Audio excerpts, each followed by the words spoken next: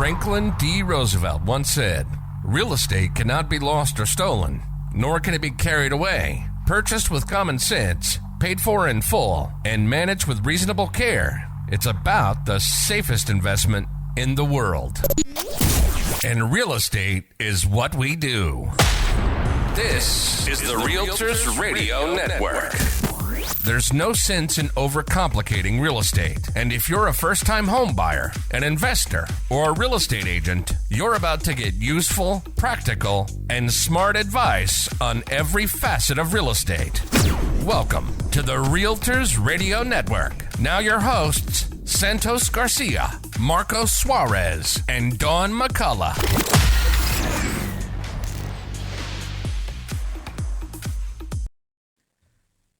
Welcome to Realtors Radio Network. Today we have our multi-episode guest, Nik Agharkar, who is going to talk to us about estate planning and all that stuff. Nik is an expert in the field. He's a tax attorney, but he's also a wealth advisor, and he has plenty of knowledge to impart with us today. Yeah, So, thanks for welcome having back. me, Marcos. Yeah, I'm excited to talk about this. It's kind of how I started my my law firm, is helping people understand estate planning, that broadened out into tax and tax planning, that broadened out even further to actually filing people's taxes, and then that even went further to wealth advisory. So it kind of is this is kind of the nucleus, how I started my business. So excited to talk about this stuff. It's important You're too. clearly in a growth field. I know, right? I just keep growing. Yeah. People keep asking me questions, and I'm like, oh, all right, I can do that too. Yeah. So Awesome. I mean, All right, and along with you and myself, we also have Santos and Dawn, the usual suspects, as we like to call them. So I know Dawn has a lot of questions for you today. She's been storing things up for you. So let's see what we have. I love it. It's the audience questions, right? well, great. Right. Mixed with some from my own experience. Okay. So, most of the time when we close on a home, the first thing an attorney says is, do you have a will? Do you want to meet to set up to put a will together and that kind of thing. So we hear a lot about that. A surprising number of people do not have a will. Mm-hmm. Right. That's first. Prince didn't. And Yeah, that's true. It's crazy, right? Mm-hmm. Even somebody $300 million and he didn't have a will. Yeah. Yeah. And then the second, part to it that we get tons and tons of questions about, which we'll refer to you, is whether they should put their assets into a trust. Mm-hmm. So maybe you can kind of walk us through a little step by step and then dissect it a little bit into how you'd guide people. Absolutely. So the first thing to know is kind of understanding, well, why is my attorney asking if I have a will when I just bought a piece of property? It's because of the way that property rights in America developed. In the beginning, the state owned everything, right? We took our land from the state of New Jersey way back when, right? We're talking, almost 250 years ago. That's how these property rights started, is that the state basically granted them to us as citizens, right? Now, granted is a kind word because there was some payment involved, right? And there still is, right? Obviously, we're still buying the properties, right? Even We're for the trading land stuff. grab? No. Out west, right? Out west was, it was homestead. That was just crazy, right? That was a free-for-all. That was also stealing land, but that's Right. another That's another another topic.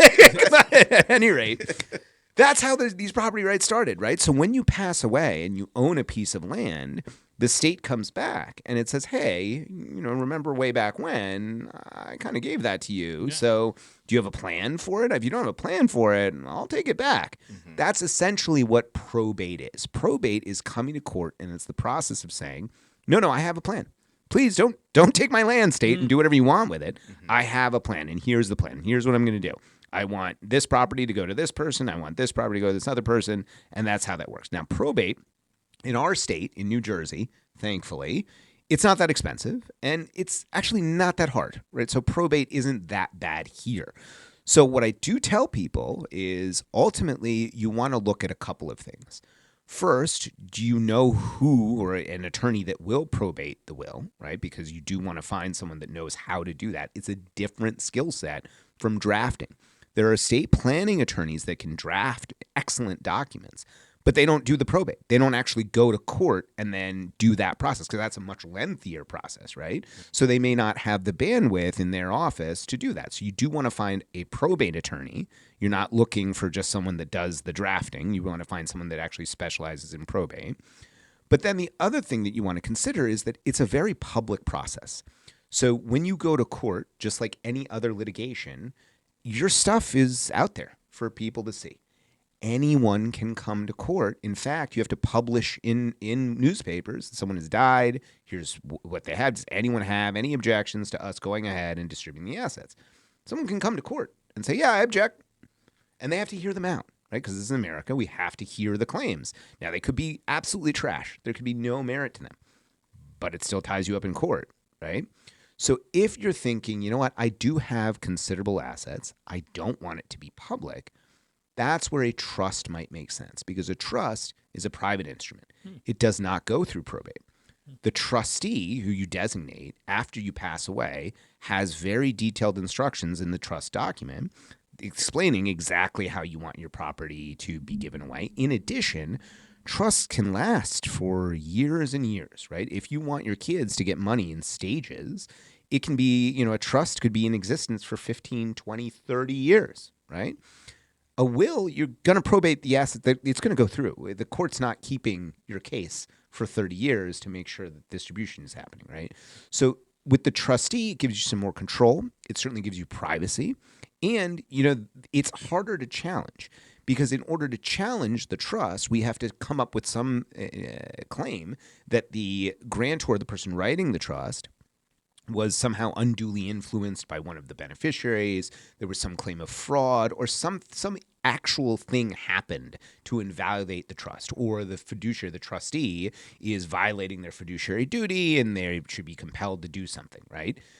But in order to do that, you have to have that colorable claim. This person would have to go find an attorney that's going to file that claim for them. So it's much harder just procedurally to challenge the trust. And so there it may make sense then to have a revocable living trust. And again, it during your lifetime, because it's revocable, if you set up a revocable living trust, it's completely changeable, right? You can change anything in it. You can revoke, you can cross everything out, you can tear it up. You can do whatever you'd like with it during your lifetime. It becomes irrevocable after you pass away. And so then you're locked in. That's the property is being distributed as is in the trust documents. And now look, part of the trust documents is a certificate of trust and a pour over will that you do take to court, but the court just says, okay, great, you got a trust, go administer. I'm not going to handle it. I'm not going to deal with it at all, right? I don't go through probate. So that's kind of an overview of how probate and estates work and how property rights work and why you might get questions that, hey, you just bought this piece of land. Should we set up a will? It's your plan. It's your plan for what happens to the property after you pass away. Great explanation. Yeah. Any tax implications on going either route or one versus the other? So, look, the nice part, again, about New Jersey is we don't have really an estate tax anymore, and the federal government really doesn't anymore either, right? The bill working through Congress right now, $15 million a person is exempted that you can pass on tax-free to the next generation, $30 million for a couple. At this point, it's largely irrelevant, right? The people that are passing away with more than $30 million in their name, to be perfectly frank, have gotten some bad advice on planning, right? Because if you have that much assets, you can use other vehicles like an irrevocable trust where it takes the assets out of your name. There are lots of other, like a QPERT, other kinds of trusts that can do a lot to reduce that overall estate. But for the vast majority of people, estate taxes aren't a thing at the federal level or in the state of New Jersey. But here's the wrinkle. In the state of New York, the estate tax starts at $7 million and is about 16.5%. So if you actually, that's a much lower bar, right? And actually something that's achievable to some folks, right? To a larger portion of people, right? So it's important to not only consider the estate tax when you're thinking about it from a federal perspective, but also for your state, right? And even going back to when we were talking about probate, there's states like California where the lawyers wrote the law, and so they wrote in that if I probate a will, I get 2.5% or something like that of the estate, right? Oh, wow. So the fee is actually statutorily set as a percentage of the estate. Wow. So in some states, so that's why I'm not sure where all your listeners are, but Right. in some states, it's very important that you look up what is it in your state, right? And I'll put this disclaimer here: none of this is legal advice, Right. not legal advice, right? Talk to a lawyer. Right. But again, these are some issues you want to make sure you consider when you're thinking about taxation. Now, the thing about it is that a revocable trust, a will, these things don't really help with any sort of tax benefits, right? I've basically covered for at least most New Jerseyans the benefits between a will and a trust. But an irrevocable trust, that can actually have some tax benefits, right? Because it then takes the property out of your name, so it's not yours. It's not part of your estate. So that will unnecessarily reduce the value of your estate. And so then if it goes below the exemption limits, then you're not paying any tax, right? The other thing to know with trusts, though, is that trust taxation is very different. So if you put a piece of property into a trust that is an income-producing property, right? So a rental property, for example, but you don't distribute that income from the trust, the taxes get outrageous very quickly. In fact, at $14,400, I believe the tax rate is 28% on every dollar above that. That's onerous, right? So you do not want to create trusts that have income-producing assets if you're not going to distribute that income, because otherwise you're going to get taxed at a very high rate on that, right? So there are some trusts that are tax advantages, but ultimately those trusts, it really depends on your overall asset scheme, how things are currently held, and whether or not there's a better way to use the tax code, especially when we have large real estate portfolios, right? There might be, I think we've talked about in a prior episode, a 1031 option. There might be a way that we are holding it in family LLCs, right, instead of trusts. Mm-hmm. Family LLCs are another great planning option. It does not allow. So one wrinkle here with the family LLC is if you form an LLC, mom and dad and the kids, right? They're all members. The kids have a small membership stake. Mom and dad have the majority. When members pass away, in the operating agreement, you can write down that when members pass away, the shares get distributed to the rest of the members, right? So there, your ownership passes as an operation of law. There's no probate. The kids just take all the property. Now, the wrinkle is that when you pass away, if you bequeath your property to your kids, they get that step up in basis, right? So they take the property not at the basis that you bought it for, but what the fair market value of the property was on the date of your death. If you use a family LLC, that advantage goes away because the kids were members of the LLC at the inception of when you purchased. So they will get that reduced, a lower basis, but ultimately they'll also have the property and not have to face any tax consequences. And if they want, as we've talked about before, they can 1031 out of it, right, to continue to defer that tax. So there are a lot of moving pieces here when we talk about what's the best tax advantage. The honest answer is it really depends. It depends on what you're trying to achieve and how much you have. And how does a family trust differ from the family LLC? So, I mean, it's just the revocable trust. Like a family trust is just, again, it's like a revocable trust, right? Like, so I mean, you can set up a family. Now a family foundation is different than a family trust, but really the family trust, though, right? Because you're naming beneficiaries as the kids, mm-hmm. they do get that step up in basis, right? They don't lose that step up in basis as with using a family LLC. Okay. Yeah.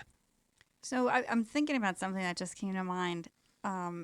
More recently, I've helped some families, sell estates from people that have passed that were not direct relatives or don't fall under the direct relative category. And, they say, wow, we're paying so much in that tax, right, in inheritance tax. And I don't want to necessarily say how can that have been avoided, but if they were to have put them in a trust, would that have helped somewhat?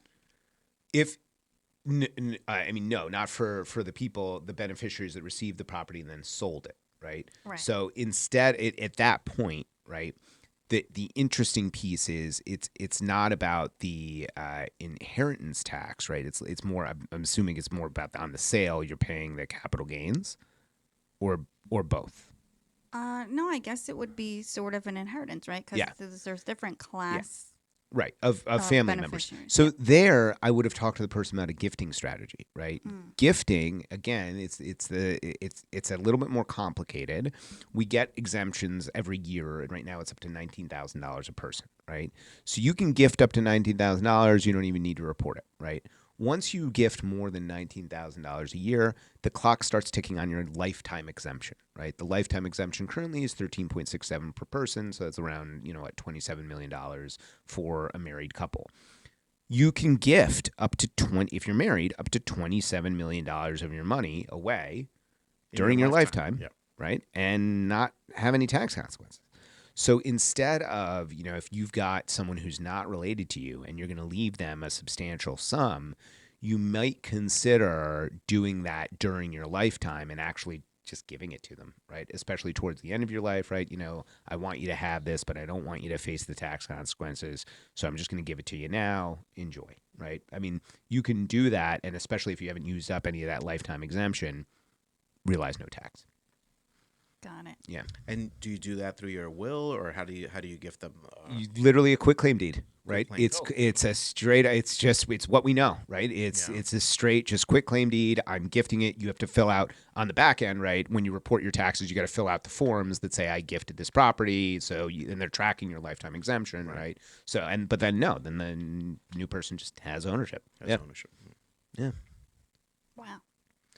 I mean, these are things that you should have some foresight around, right? And plan for them, right? And for the realtors out there, these are things that you can talk to your clients about. That, hey, you know what? If you're going to buy this property, you really should have an estate plan. It's a smart idea. Right. Talk to, I'm sure you know loads of attorneys.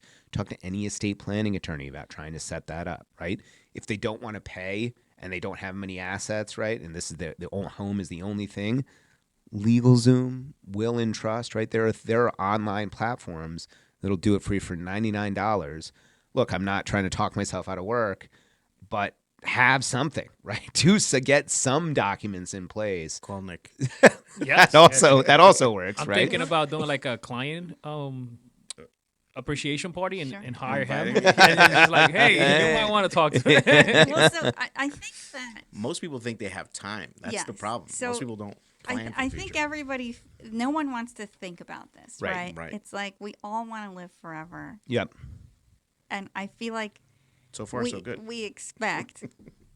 I feel like we expect that we're going to get some kind of notification and know, okay, I better start planning Time's up. now because Right. something's coming. Right. We done? Yeah. On the phone, we don't get like a thing. That's Like a little You don't get a little notification. text What's the message. movie that has like the time and it tells you how much called, time. Yeah. It's time. It's called, It's called In Time. In In time. Time. Yeah. Justin Timberlake. So- I Yeah. remember No, that. that's That's a right. good movie. Oh man, that was old school. Yeah. Yeah. I'm That's a not good really movie. sure how I feel about that. If I would want that kind of notification, I feel like I would not. Like, you're running out. But I think that people just, even when I'm at a closing and I hear the attorney mention it, and people are just so shocked that it's coming out of somebody's mouth, right? Like, wow, you think I'm going to die because I just bought a property? But it's not exactly like that, Right. right? Sometimes people say, hey, if you have a child, you should have a will or some sort of directive or whatever, God forbid there's And an that's emergency. well, that's the key, right? That's what I wanted to pick up on, because the question isn't, hey, do you have a will? Because we need to know who to give this property to.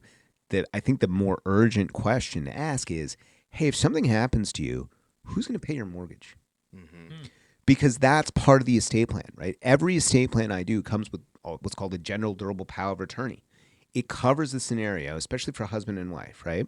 Husband and wife, now one of them is gone. The other one's in a horrific car accident, now in a coma. Who keeps the lights on at home? Yeah. Who pays the insurance bill? Who pays the car note? Who takes care of your everyday finances? Because now you're in a medically induced coma for the next 2 months. Now, look, you're probably going to come out of it, but do you want to come out of it and your house is in foreclosure and the bank's calling you? Like, where's my payment, right? So I think the more pressing thing that might get some people to understand that there is a bit of urgency to this is it's not just about what happens when you pass away. It's also about what happens if disaster strikes and you're not dead, right? Then what happens? Because you're still alive, so it's still your property, right? It's still all your responsibility, but you can't take care of it. Similarly, a healthcare proxy is also included in any estate plan I draft, right? So same scenario. Now this person's in medically induced in coma. Who's making the medical decisions? right? If your husband or wife has passed away, that's usually your first line. But if that person's not there anymore, who says to the doctor, okay, do that procedure, right? We have laws in this country. You can't just cut people open, right? If it's not an emergency situation, right? Yeah. You can't just do it, right? To do it, right? If there's no one to make these decisions, you're kind of just sitting there in a medically induced coma. So, and again, and the other thing that I bring up to people is I think we're all, I think, old enough to remember Terri Schiavo from the early aughts, right, late 90s, where her husband, I think, if I'm remembering correctly, her husband wanted to keep her alive. The family said, no, let her go, but she didn't have any documents in place that said either way. So they wasted hundreds of thousands of dollars trying to take this woman off of life support because she was a vegetable. It's one piece of paper. It's quite literally one sheet of paper that says, please, if I'm on a ventilator and I have no brainwave, take me off, right? Yeah. It's a DNR. Yeah. Again, these are documents that come along with the estate plan. So it's not just about your property. It's also about the maintenance of that property and how are we going to handle this in all kinds of scenarios, not just the obvious one. So, yeah. Wow, this has been jam-packed full Yeah, of very good information. Yeah, absolutely. Seriously, because I think, like I said, people just, me included, right? No one wants to face this stuff or think about, these situations, sometimes emergency, or what if you do live, Right. Like, Yeah. all these emergencies You come back to all these bills and I know. And the foreclosure notice, you're locked out of your house, right? I mean, yeah. So what if you Gotta have it take on care of auto this. pay? If you have everything on auto pay. if you have everything on auto pay, okay, right? But then what happens if the bank account runs dry because you're not working sure. anymore? Yeah. Who puts the money back in the bank account for the auto pay to run? How can I put that Exactly. on auto pay too, so I can Exactly. get that auto pay? Right. I mean, it's again, these are the details that people gloss over because they're not really thinking about anything bad happening. And I get it. Yeah, no one wants to think about the bad things happening. So we think about it once, right? Get it done, get the documents in place, and just be done with it, right? Well, I feel like, and I'm not a superstitious person generally, but I feel like if you're prepared, more likely nothing will happen. And it's usually when you're not prepared. Right. Right? When Murphy's Things Law, happen. right? Yeah, of course. absolutely. Yeah. That's so true. that's what it is. So there you go, people. Get ready, prepare everything so you live longer. Call Nick. There you Call go. Nick now. Yeah, get the documents in place to live forever. It's a You found live easy. forever. That's That sounds it. good. I wish. Oh, my goodness. If that were only the case. I know. If and when we're planted and nothing ever grew. So that's is that Ben Franklin? Somebody said I think that, so. Yeah. or T.S. Eliot. I can't remember. One of these people. Any more questions? I think we're good. I think you really hit the nail on the head here. Yes. Just explaining it in great detail, which I think, really people need to listen to it. And we appreciate you very much taking the time out to just kind of dissect it all for us. Yes. Happy to come back. I love it. I love the topics. They're really timely and important. Yes. Yeah. I agree. Well, thank you for coming. Alrighty, this is Realtors Radio Network signing off. Keep an ear out for the next episode of the Realtors Radio Network, where Santos Garcia, Marcos Suarez, and Dawn McCullough share their wealth of real estate knowledge. We hope you've enjoyed the show. Make sure to like, rate, review, and share. Find us on social media at Realtors Radio Network. See you next time on the Realtors Radio Network.